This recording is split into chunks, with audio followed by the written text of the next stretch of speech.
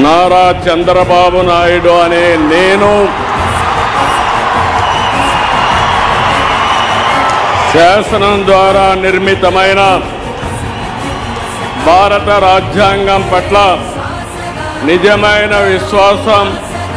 విధేయత చూపుతానని, భారతదేశ సార్వభౌమాధికారాన్ని, సమగ్రతను కాపాడుతానని ఆంధ్రప్రదేశ్ రాష్ట్ర ముఖ్యమంత్రిగా నా కర్తవ్యాలను శ్రద్ధతో, అంతఃకరణ శుద్ధితో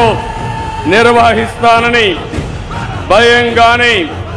పక్షపాతం గాని, రాగద్వేషాలు గాని లేకుండా రాజ్యాంగాన్ని, శాసనాలను అనుసరించి ప్రజలందరికీ న్యాయం చేకూరుస్తానని దైవ సాక్షిగా ప్రమాణం చేస్తున్నాను. నేను